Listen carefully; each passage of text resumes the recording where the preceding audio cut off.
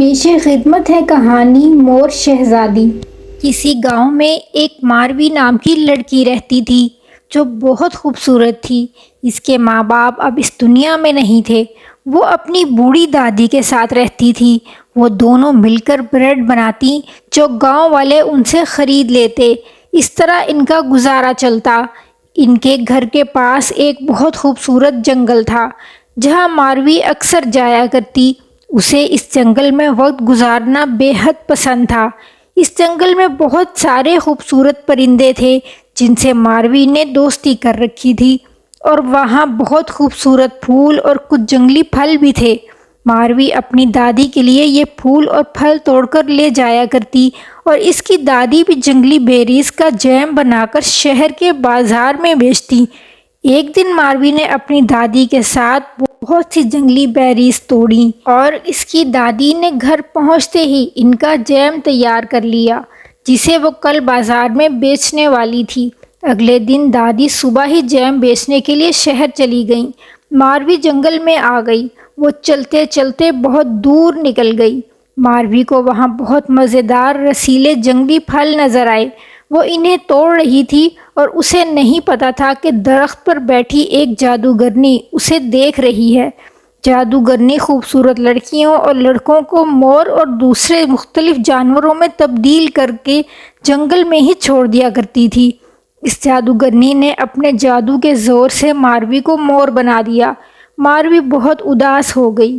اب وہ ایسے تو اپنے گھر بھی نہیں جا سکتی تھی۔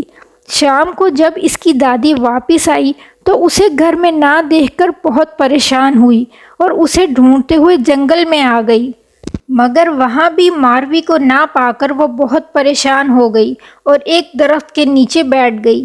اتنے میں ایک مور ان کے پاس آ گیا، اور اس مور نے اپنی چونچ میں وہی پھل اٹھا رکھے تھے جو ان کی پوتی ماروی ان کے لیے توڑ کر لایا کرتی تھی۔ دادی سوچنے لگی کہ یہ مور مجھے ماروی کے ہونے کا احساس دلا رہا ہے۔ انہیں اس مور سے بہت محبت محسوس ہونے لگی۔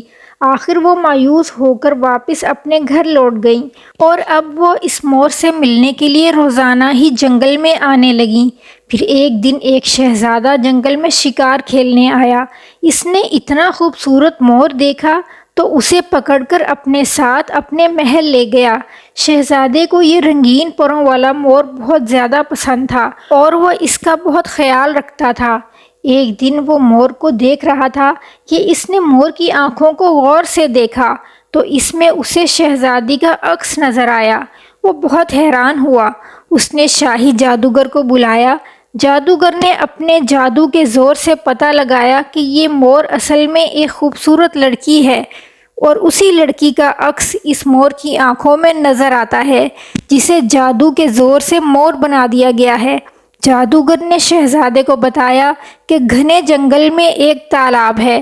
اگر چاند کی روشنی میں مور کو اس تالاب کے چمکتے پانی میں چھوڑ دیا جائے تو اس کا طلسم ٹوٹ جائے گا۔ شہزادہ یہ سن کر بے حد خوش ہوا۔ پھر وہ اپنے سپاہیوں کے ساتھ مور کو لے کر اس تالاب پر پہنچ گیا۔ وہاں چاند کی روشنی تالاب پر پڑ رہی تھی۔ چاند کی روشنی میں مور کو تالاب میں چھوڑ دیا گیا۔ جیسے ہی مور کو تالاب میں چھوڑا گیا اور چاند کی چاندنی اس کے اوپر پڑی، وہاں ایک جادوئی منظر پیدا ہوا اور وہ مور ایک خوبصورت لڑکی میں تبدیل ہو گیا۔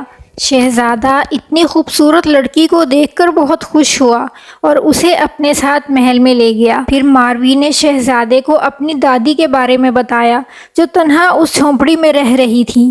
وہ ان کے بارے میں بے حد فکر مند تھی۔ پھر شہزادہ ماروی کے ساتھ آیا اور دادی کو بھی اپنے ساتھ محل میں لے گیا۔ وہاں شہزادے اور اس لڑکی ماروی کی شادی ہو گئی اور دونوں بہت خوشی سے رہے۔